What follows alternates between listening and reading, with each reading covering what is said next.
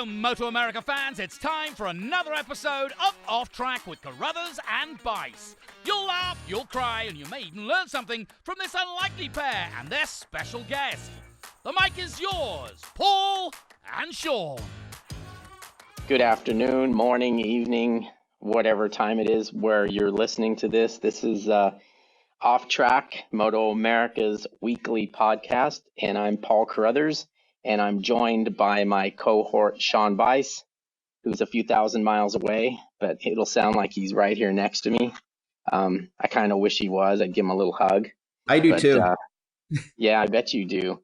So, Sean, welcome to the podcast. How are you today?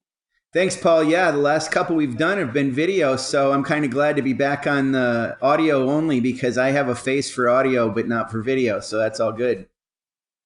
Yeah, I was going to mention that, but now that you did, I kind of enjoy the video ones. I think there's a lot of people out there that like to, have a face with the voice, even if it's your face, Yeah, I think especially because that last one, having John Kosinski on, people haven't seen him in so long and remember him, from his days. So it was good in that case to be able to get him on and talk, and that was quite a compelling podcast for us, and I'm sure the one we're doing today will be the same.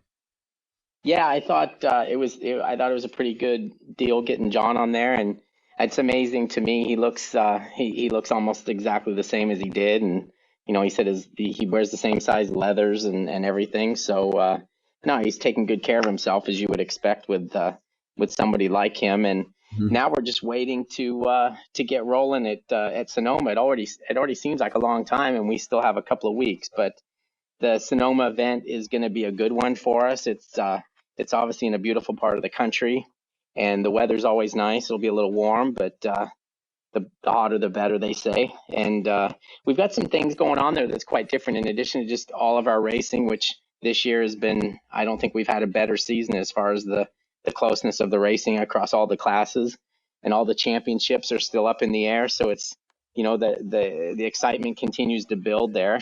With Sonoma, we've got a few things that are kind of interesting. We've partnered up with Rever, which I don't know if you know what that is, but it's kind of, I relate it to Strava, which I use for my running and bicycling, where it's kind of a community thing where you can go on there and find routes, different routes to go different places on your motorcycle. You can hook up with other people. Your friends know what you're doing and you know what they're doing. So it's kind of a definitely a Strava type instrument. And we've partnered with them, and they're putting together a bunch of different rides, depending on where you're coming from. You can partake in these rides, and you get the routes right on their app, and you can hook up with other people. And they're also going to be doing rides from the track. So it's just a way of getting more people to the event, and I think motorcyclists like to be together, and they like to look at other people's motorcycles. And we've also got some other things like kind of a motorcycle swap meet, and we've got this floats and needles, which is kind of cool. It's also a ride, but it's for 1989 or older motorcycles. I think they're hoping to get some two-strokes out there, which would be kind of cool. And they're going to do a ride on Saturday, like a 50-miler through the wine country up there, and then that's going to end with a show. And people will be able to they'll get their bikes judged, and there'll be winners and losers. So it'll be kind of fun. Yeah, that moto swap will be cool too. It's great that I guess from what I understand, it's not really necessarily a swap meet with parts and stuff, but it's more if you want to sell your bike, bring it down there and people can look at it and buy it. That's what that nature of that is, right, Paul? Yeah, that's exactly right. Okay. Yeah, I'll be tempted. I'm sure that I won't be able to put one in my carry-on, so I'll have to figure something out if I find something I really want to buy, but I'm always looking at bikes, so that's fun. I think you should ride one of yours all the way out. There you go. Yeah. Hey, one other question real quick. I know this is a 2-day event, and boy, we go crazy on those. All the riders do, the teams we do in terms of getting everything in. And I'm trying to remember, when we have these 2-day events, do we have Super Pole for the Superbikes? Oh, we didn't at Utah. Okay. That's actually a good question, because I don't know. I need to check with race operators on that. Okay, I didn't mean to stump you on that, but I was just thinking about it and thinking, man, I don't know if they'll fit that in too, but we'll see. I'm not that easy to stump or that hard to stump. I mean, I'd go with the first one. yeah. So what do you got? You usually have a good story for me. Yeah, so it's funny. Last weekend, we went back to my home state of New York because my nephew got married. He's from the Rochester area, so near Kyle Wyman, knows the dealership that Kyle's family has, but doesn't know Kyle personally. But anyway, we went up to Auburn, New York, and that's on Owasco Lake, which is one of the Finger Lakes that's up in that area, kind of central part of New York.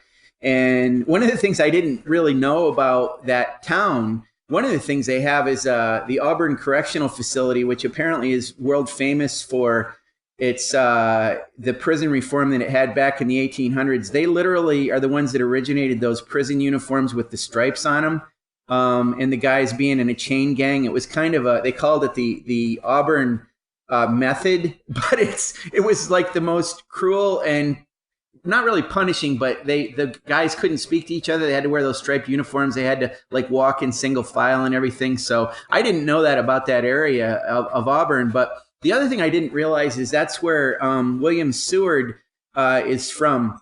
And for people that are history buffs, they might remember William Seward. I didn't know what office he held. I actually wasn't sure if he was a president and didn't think he was, but anyway, he was Secretary of State under Lincoln during the Civil War. But the thing he's mostly known for is a thing called Seward's Folly, which Paul, you're good in American history, I think, being an Australian. Do you know what Seward's Folly was? I have no freaking idea what you're talking about. Well, Seward's Folly, believe it or not, was what they called the Alaska Purchase. So in the 1800s, the Russians owned where Alaska was, and they decided they wanted to sell it because they didn't really have many people living up in that area because, it's Alaska. So they talked William Seward into talking the government into buying it. And the U.S. bought 586,412 square miles of land for the cost of $7.2 million back in, I think, 1867. So that's roughly $109 million today. So they bought what became Alaska. And the weird thing is, it was purchased in 1867, and it didn't become a state until 1959, which it's weird that it took that long. But being that we're talking about William Seward purchasing this land and the idea of purchasing land, we come upon Mr. Geoff May from Sugar Hill, Georgia, who right now is on our podcast and right now is going to be talking to us from Alaska. He works as a mortgage banker for Ameris Bank, as well as racing in our Stock 1000 class. And I couldn't believe it when I got in touch with him and heard that he was on a plane going to Alaska. So I wonder if he's getting involved in some kind of Alaska purchase like what William Seward did back in the late 1800s. But let's bring Geoff in and find out. Geoff, welcome from Alaska. You are actually an hour behind even California, and I think you're 5 hours different than I am here in Ohio. So welcome to the podcast, Off Track with Carruthers and Bice. Hey, thanks for having me, guys. It's pretty cool to be doing this all the way up in Alaska. This is pretty good because we had Hayden Gillum from Kenya. Now we've got you from Alaska. So. Well, we're road racers. We like to travel. That's part of being a racer. You like going and seeing the world. And if you weren't tired before the call, I bet you're tired after listening to Sean's opening story. That shit wore me out. That was a doozy, man. I don't know how I put together going to a wedding in Auburn with you being in Alaska, but I managed to do it, Geoff. So you did pull that off, man. Congrats on that. But you didn't tell us how much they paid per acre for Alaska. Oh, I can't do the math. Are you able to figure that out? I probably could, but I don't feel like it right now. It's about the same cost that you could get a nice place out here in Newport Beach. So is there an Ameris Bank presence in Alaska? No, there's not. This is strictly family vacation. My dad put this together. And it's a cool thing because it's 3 generations of Mays up here in Alaska. We're doing a salmon fishing trip and hanging out with our wives, and just good way to decompress in this little summer break we get. So Wow, it's that's terrific. yeah, I like this schedule where we get this break after Laguna before we show up to Sonoma. It's nice to just kind of regroup and get dialed back in for the rest of the season.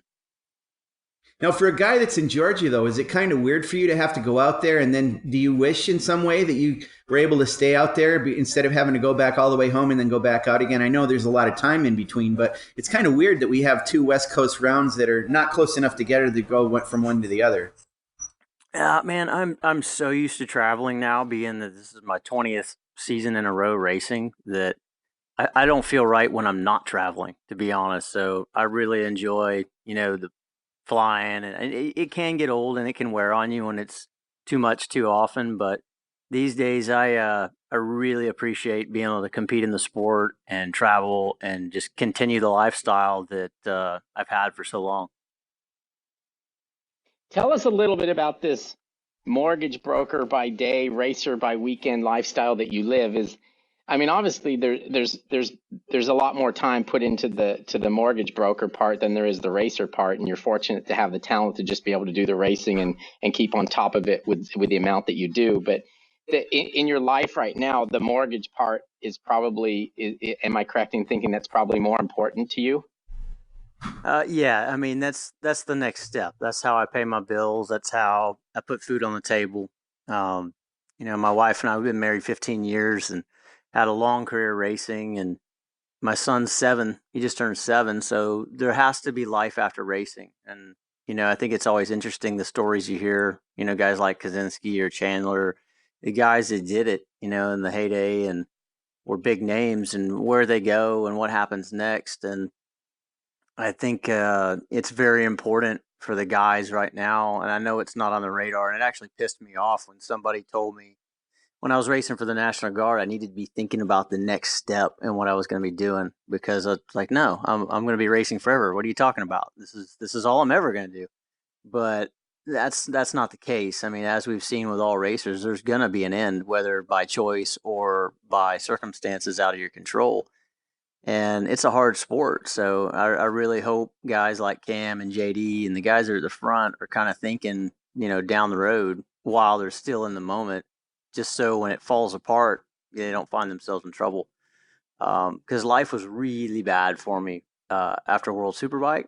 It was an abrupt stop, MotoAmerica just taking over. The series was new. There were no rides to be found. And, it was just all of a sudden a shock to be like, it's over. And so I was lost for about 6 months. I quit racing, didn't know what I was going to do. And my best friend was a mortgage broker. And he was the guy I'd always hang out with after racing was over, just to decompress and not talk about racing and all this. And so he urged me to go get my mortgage license. He said, look, man, you're a smart guy. You're real analytical. Go get your mortgage license. I'll put you to work. And so that's what I did. I got my mortgage license and started doing mortgages and helping people out, and just using the same mindset I used at EBR as a development writer to help people, because every mortgage is different and everybody's needs are different. So I try to attack it in that manner, just from an analytical standpoint instead of a sales standpoint, which a lot of guys in my industry are very used car salesmanish, which I can't stand, and just go off the sheer numbers. So it was kind of an interesting road that got me to where I am. Well, Geoff, you talked about kind of the abrupt, you're continuing your career now in racing, but it was kind of an abrupt end with EBR when you were racing in World Superbike. And, I think I've talked to you before about this. You didn't expect it to be that way. In fact, I think you felt like you were going to probably hang on and do some things with EBR from maybe a brand ambassador point of view as the brand continued. But can you talk about what your expectation was there and kind of what happened with that? Yeah, absolutely. Erik and I were very close friends, and that was the plan. I even thought at some point I'd probably move to Wisconsin to continue on with the brand. And I had a lot of blood, sweat, and tears in that bike, and just really trying to develop and make an American-made motorcycle that can compete at the front. which I feel like we did. But because of some bad business dealings and just, kind of honestly a hostile takeover, what happened with Hero, that caused the brand to go under, the brand's demise. And even after that, I came back and I was still, at a decent age, coming back from World Superbike. I was 34 at the time, and I felt like I was at my absolute peak of fitness and knowledge, and everything was right where it needed to be in the window to be competitive at the front. And when I didn't have anything, at the last second, I threw together a program. I built the bike in my garage myself. I bought a R6 from an auction. It was a totaled R6, 2010. Built it in my garage. Had a local known engine builder build the bike, or build the engine and tune it for me. I went to Daytona and led every single session, put it on pole, and damn near won the race. Yep, And that that's right. was kind of a statement in my mind as a racer of like how good I am. I hadn't ridden a 600 in 10 years, and I'd never ridden an R6, and to be able to pull that off up against guys like Josh Herron and Danny Eslick, I thought, that had to make a statement, right? I'm back in it. I'm going to have a ride. And it didn't happen. And that was the writing on the wall for me. Like, the industry's in a weird spot. It doesn't matter how good you are. It's not about how good you are. You're not going to get a ride. Racing as you know it is over. So, and we've come a long ways since then, which has brought me back into the sport where I am now. So every race is a gift. That's my mindset. Every time I show up, it's like, man, this may be the last time I race. I'm just going to enjoy it for what it is. So it's a pretty cool thing to be just free as a racer, to race what you want, when you want, where you want, and not be bound by any politics. Geoff, I've got a quick analogy for you and for Paul as well. I've always enjoyed playing tennis. I haven't played in a while, but I used to play a little bit in college. And a guy in my hall was on the tennis team for school and my college, and he was a heck of a lot better than me. And I used to go and play tennis with him, and I'd basically stand way behind the baseline, and because he could blast the ball pretty hard, and I would sit there and hit it back and forth with him. We didn't really play as much as we volleyed, but I realized I was a lot better as a tennis player when I played against him because he was so much better than me. So the reason I mention this analogy is I want to address the elephant in the room, which you talked about this a little bit at Road America when you won one of the 2 Stock 1000 races there, and you're racing in that series this year. I heard through the grapevine a little bit, some of the riders are like, Geoff May's a World Superbike rider. What's he doing racing in our series now? And my counter to them has always been, well, he's a talented rider. So, if you want to do well and show yourself, you're gonna have to beat him if you're that worried about it.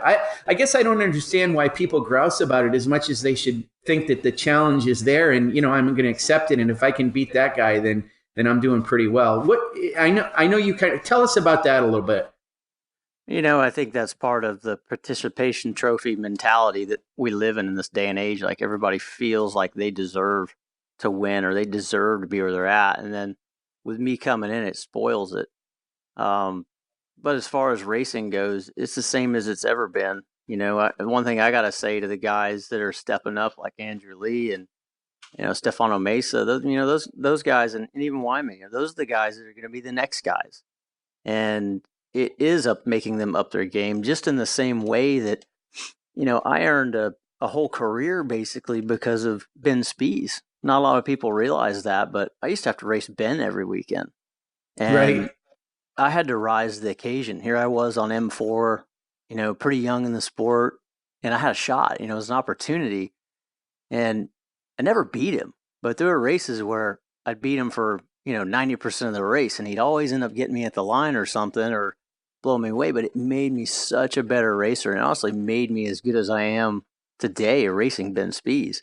No, I'm not Ben Spies or anything like that, but it gave me a career in this industry and made me a lot of money. So, that's what I say to them is, those guys have a long time to go. They're young, and, learn as much as you can. You need that competition to make you dig deeper than you've ever dug before to find that next level inside you. Otherwise, you're not going to get there. There was a big time gap between what the stock guys were doing and what the superbike guys were doing, which there's not that huge difference in the technology. And to me, when some people said, look, this class is a feeder series of superbike, it's like, whoa, wait a minute. You know, a lot of these guys are 3 seconds, 4 seconds off. There's no feeding that class with that kind of time gap. They'll never be able to race Superbike or get the next ride. You need to be within 1.5 seconds to maybe 2 at a maximum. So, and now if you look at the times from Laguna, we're a lot closer. So it's, I think it's a very good thing, you know, and for me, I don't really care. People can say whatever they want. I'm having fun. You know, I earned my place in this industry, in this sport, and I'm going to enjoy it, you know, and represent my sponsors well. And I'm here to help people. I'm an open book. I'm not trying to ruin anybody's day or anything like that. I'm just trying to have fun. When you looking back at what we've done so far this year, and you coming into that class, is it been more difficult or easier or about what you thought it would be coming in as far as the level of competition? You know, I'd kind of studied it a little bit, or I'm always paying attention to what's going on, and I thought at Road America panned out exactly how I thought it would. But I was surprised at Miller and surprised again at Laguna Seca that I wasn't able to just run away with it. So that was a little bit of a surprise. I mean, I knew I'd be in it, but you've got guys with Andrew Lee and, you know, Wyman. They have very good programs with good support with, you know, with what they have, and they're learning. That's the one thing I've seen out of those guys is their ability to learn, which I knew if I show them something, which I've seen it happen before, if they see what I'm doing, they're able to replicate it and then they go faster. And that's a mark of a good racer, is the ones that are able to adapt on the fly and figure it out in whatever scenario. Those are the guys that turn into champions down the road. You know, Geoff, I want to ask you a little bit about your career. Paul knows this of me and kids me a lot that you've always been one of my favorite riders. And I think one of them is because you're kind of an open book and you're approachable and easy to talk to. And, you know, I've always appreciated that. You know, you turned pro back in 2000 and you've had a long and very successful career. But I want to talk about that from kind of this open book idea. You know, looking at your career, you've led a lot of laps, had a lot of top 10s, top 5s, a lot of podiums. But if I'm not mistaken, I think it was 2008, you had 2 wins. You finished second in the championship that year. That was kind of the closest you ever got to winning a championship. But, you know, you've been a fierce competitor your entire career.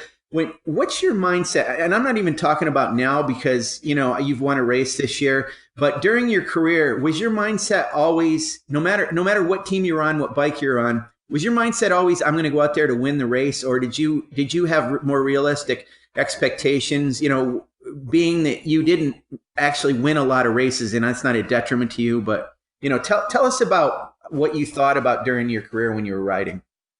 Yeah, you know, I mean, I think for me, it was very intimidating getting into the pro racing ranks because I was late bloomer. I didn't start racing until I was 19, and I'd never ridden a street bike until 6 months earlier. And then I went and took Freddie Spencer school and like, yep, this is what I'm doing in my life. I just graduated high school and I went all in on it and really didn't have any plans of doing anything else. So when I found myself 3 to 4 years later into the sport, racing against the likes of the, you know, Tommy and Raj Hayden and the Bostroms and, you know, the names at the time, I was just, you know, kind of awestruck, to be honest, a little bit. And it's like, I'm not supposed to be here. You know, these guys have been racing their whole lives.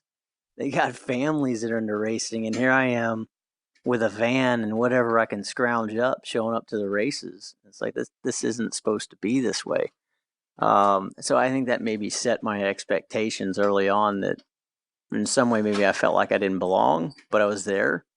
And so I think I've always looked at it as I just want to be in the race for the win. I don't care if I actually win. I just want to be in the race to win. And then I also had a glimpse at the nasty side of our sport early on in my first year with I'd call it, you know, semi-factory ride when I was riding for John Ulrich in 05.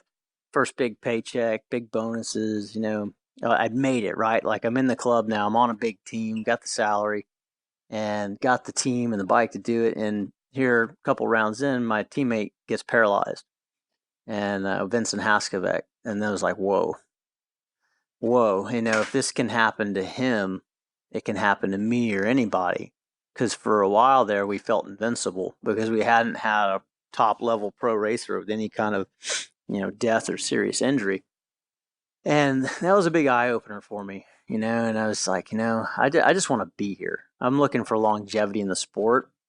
And I realized early on, it's like, if I got to go 0.2 a lap slower, not wreck the bike and take a third versus winning, that's way better every single day of the week than winning races, being this flash in the pan star and then career over, because at the heart of it, I truly love riding motorcycles. I've ridden since I was 4 years old, and that's all I ever really wanted to do is just ride. Well, if you turn yourself into a vegetable or worse, you're not going to be able to ride anymore. It's over. So it was never for fame or stardom in my case. It was more the fact that I took pride in earning my living racing motorcycles, and that everything I owned, I earned from racing. So I guess that's the heart of it. Yeah, and I mean, you parlayed that into some pretty amazing rides. You mentioned racing for M4 MGO Suzuki in 05 for John Ulrich, but you raced you had Michael Jordan as your team owner for a while. That's prestigious. You went on and raced World Superbike. So, you had a part in a lot of successful operations, and man, to be part of MJ's team and everything, that was pretty amazing. That had to be like a pretty amazing time period for you, wasn't it?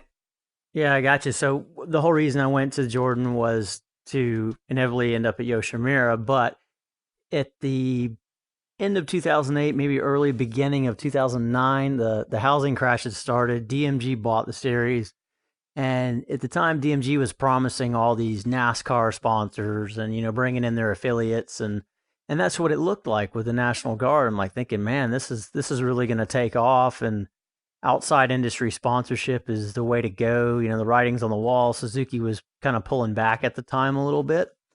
Everybody was worried about the stock market crash and impending housing market doom that was happening. So, and we were experiencing a little bit of a lag, I think, more than other people because, a lot of contracts are already in place in motorcycle racing, even though things are going badly. So we didn't really see it till later on. So I chose the National Guard deal and went that route. And then, so that kind of turned the tables. And also in that time period, Yamaha called me and offered me the Superbike ride on their new Yamaha. But I was still under contract with Suzuki, and Suzuki had first rider refusal. And Yamaha at the time wasn't willing to spend what Suzuki was paying to get me. So that was another kind of pivotal point in my career where there could have been a lot of what ifs and a lot of things were looking very promising and bright, but for no other reason than just the circumstances of the time, it didn't happen. And at the end of 2009, I found myself out of a ride and going into 2010 with nothing.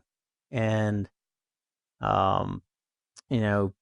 this is a good lesson for a lot of people too, to never burn any bridges. But I got a phone call from John Ulrich, who was, my boss for 3 years. And he said, hey, there's, Erik Buell, have you heard of Buell motorcycles? And I said, yeah, I've heard of them, but I don't really know much about them. And like, well, he's developing a American made superbike. And I threw your name in the hat because he called and asked, who's the guy that's the best, development rider that I know of. And he's like, I recommended you.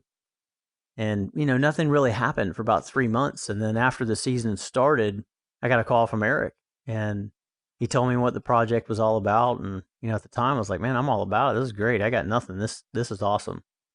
And then that launched another 5-year kind of version 2.0 of my career, where I really learned about developing motorcycles and feedback and, what changes do what. If you change the rake, the offset, if you change linkage ratios, swing arm angle, all these different things, how to adjust a motorcycle, swing arm stiffness, lots of things that were a whole nother level for me, or a whole nother skill set.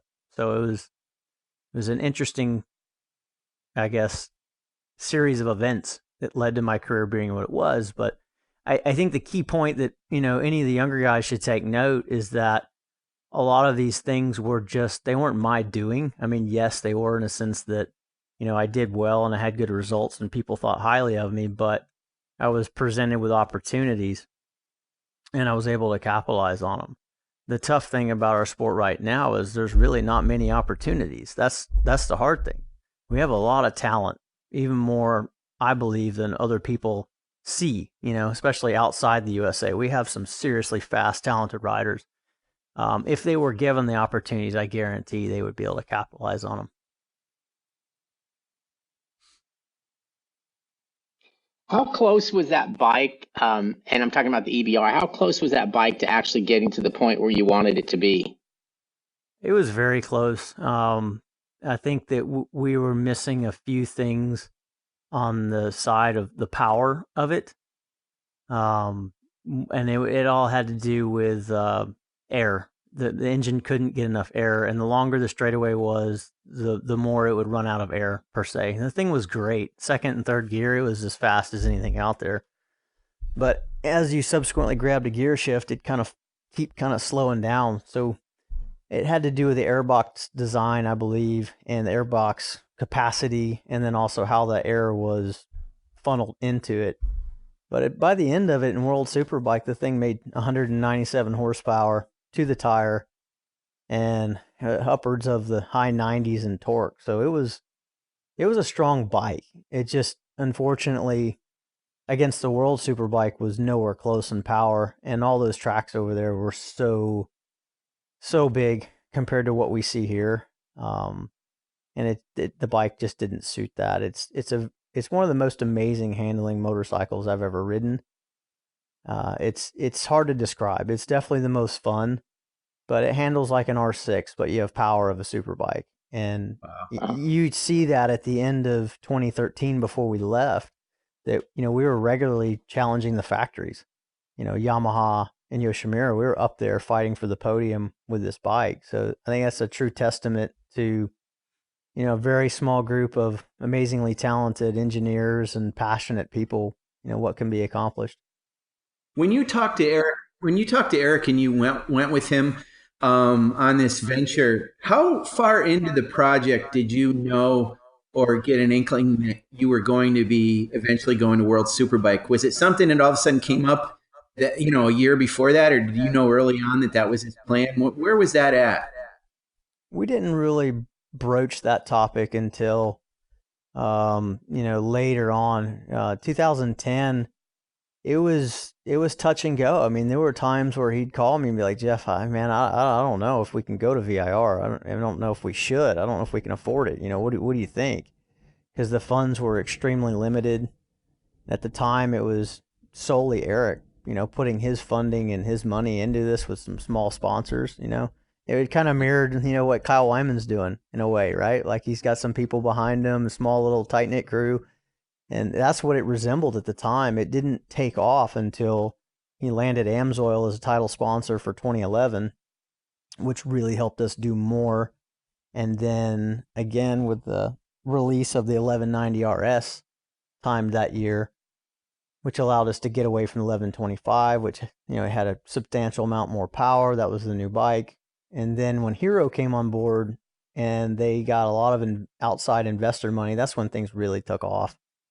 And then that's when we started talking about World Superbike around 2012. So, that was 3 years into the project.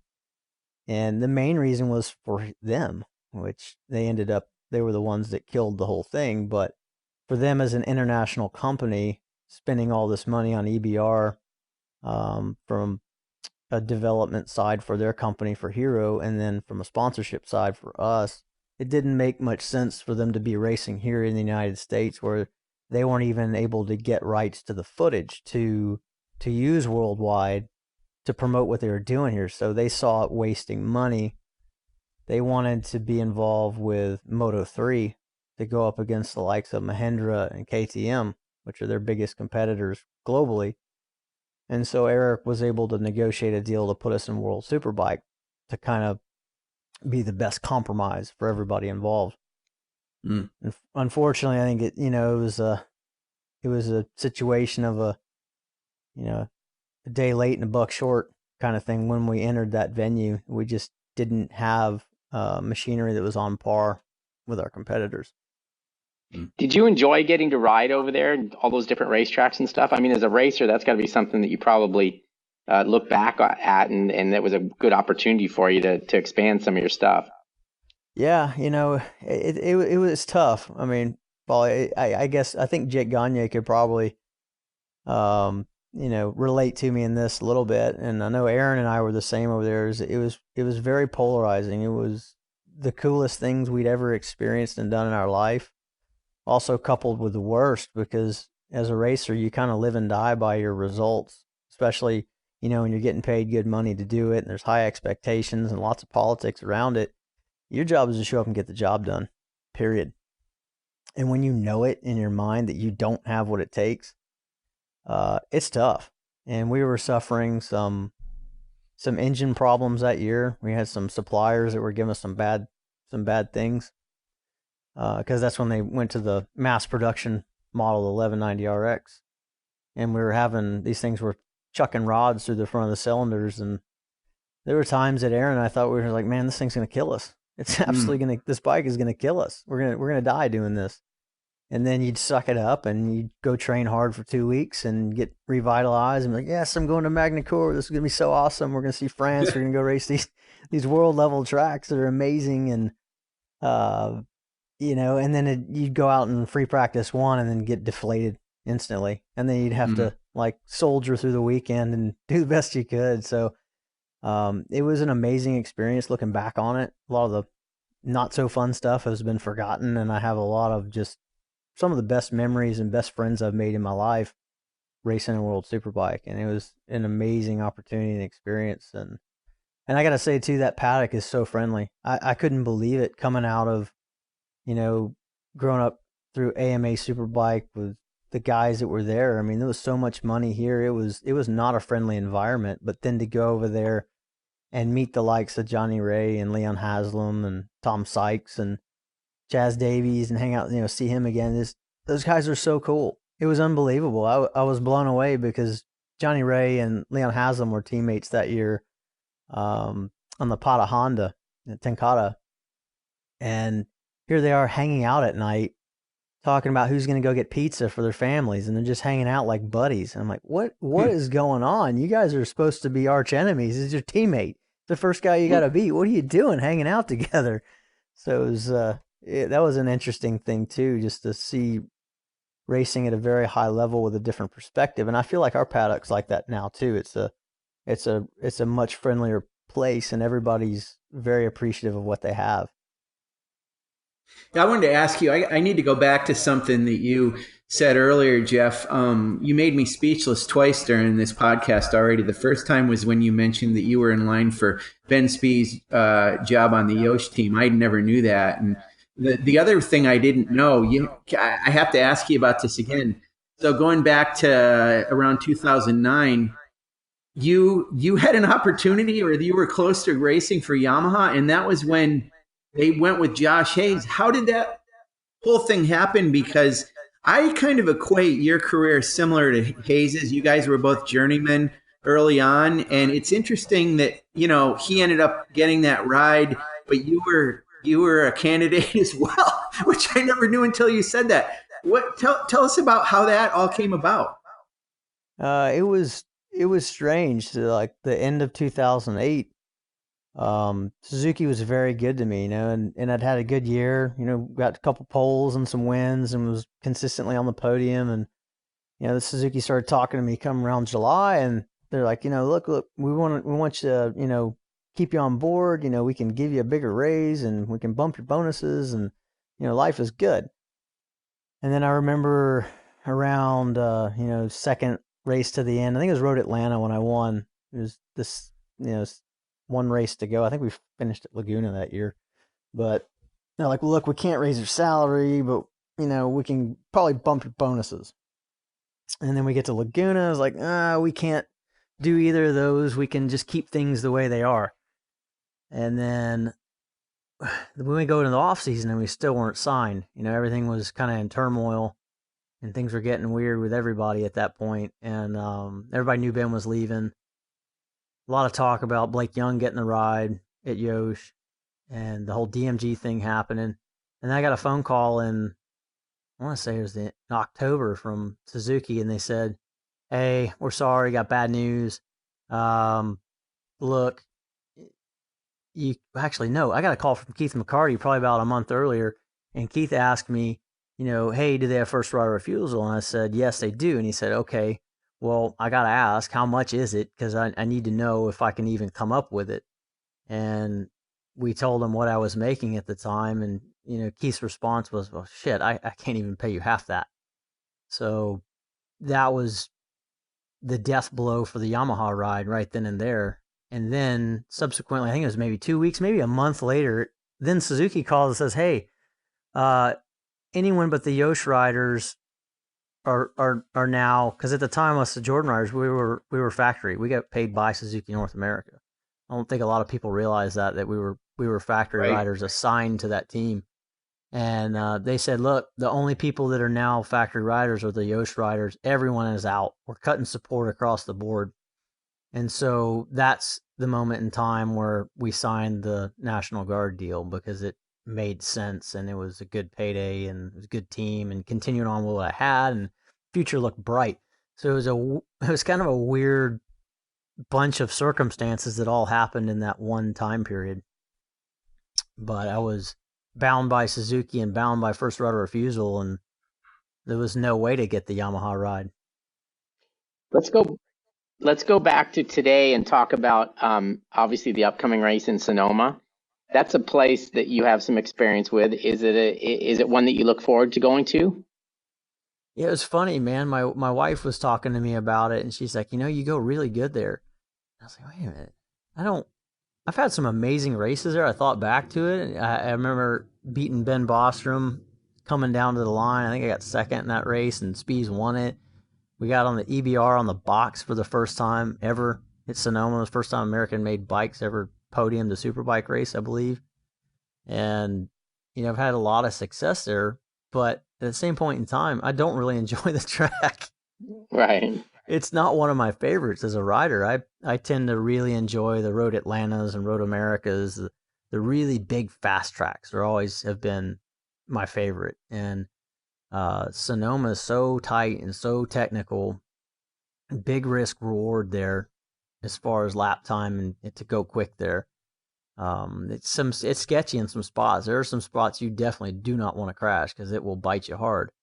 And so looking at it, I have good results there, but I don't particularly enjoy it. It's not on the top of my list. Geoff, I got to ask you a side question. So a lot of people that know Jody know that she's from Wisconsin, or at least if they spend any time talking to her, kind of figure that out. And I always thought you guys met some at Road America, or, I've even heard tales that you met her at Siebken's after a race weekend. Tell us how you met Jody, which is not like that at all. Am I right? I mean, no, it couldn't be any farther from that. Oh man, no, it was back in 2002. I had a great year racing Formula USA, and at the time, which was a pretty good national series. Michael Barnes was in it, Larry Pegram, a lot of big name guys and big teams were racing Formula USA, and I just made to me it was a bunch of money that year. I mean, I think I made $40,000 in winnings, and I was 22 and having a ball and, living the bachelor life, and, I had this bachelor pad with a couple other dudes, and we were partying all the time and racing, and life was good. And I went to a ski and snowboard shop in Atlanta, and we have a couple there just because of the airport. A lot of people fly out west to go skiing and stuff, and they're having a sale. I go in there, and Jody was working there. That's how I met her. She was working at the snowboard ski shop, and we ended up started dating, and first thing I did was took her out to Little Talladega, and somebody told her that I raced bikes, and so she thought I was a bicycle racer. She had no idea I was even a motorcycle racer at the time. And so I took her out to the track, and Mike Smith was there. I remember he was testing one of the factory Ducatis. I think it was HMC Ducati was there with him, and I had a wreck. And I told her, I was like, look, you can either deal with this. This is what I do. This is where my heart's at, or you can't. because you're not going to change me. And we could just be friends. How about that? And she said, no, I can handle this. I like this. This is pretty cool. And she said the only thing she told me is like, I don't want you riding on the street anymore. And so I stopped riding street bikes in 2002. Wow. And that was our deal. And we've been together ever since. And she was at every single race I ever raced except for one when she was getting ready to give birth to Riley, our son. So there you go. It's been a good. We've had an amazing marriage, man. It's been a good wild ride. If she didn't run for the hills after going to Little Talladega, she's probably a keeper. Yeah, exactly. I mean, I kind of like the fact she didn't know anything about it, you know? Right. Yeah. Isn't she from Fond du Lac, which, I mean, isn't far from Road America, right? She'll tell you too, yeah, she had no idea that Road America was in her backyard. She knew nothing of motorsports whatsoever. That's great. No idea Stiebkins was there, so no, we didn't meet at Stiebkins. Yeah, has anybody ever asked you that? Have you ever heard that people thought that was true? No, I actually hadn't heard that one. That's pretty funny. I've heard some funny rumors, but that's a new one. I seriously heard that from 3 or 4 people a long time ago. So they just didn't have the balls to present it to you, but I do. So all right, I'm gonna cut Sean off so that you can go back to fishing and having a good vacation. Because otherwise he'll take his man crush and we'll go all day with this. So I'm gonna get in trouble with the family, man. You're taking all my time, dude. Yeah, you need to go back and have some fun with them. So I really appreciate you joining us this morning. It was a nice chat with you. You've got a long and interesting career, and we wish you the best as the season goes forward. I'm sure you're going to be racing at the front as you have been in all the races so far. So we will see you in a couple of weeks. And Sean, thanks again for joining in. Everybody, thanks for listening. And you know where to find us, obviously, because you found us before. So keep listening, and we'll keep doing these things. And we'll talk again next week, Sean, and we'll see you in a couple of weeks there, Geoff. Yeah, see you guys at the track. Thanks, Geoff. Take care. Bye. See you, Bye, Paul. guys.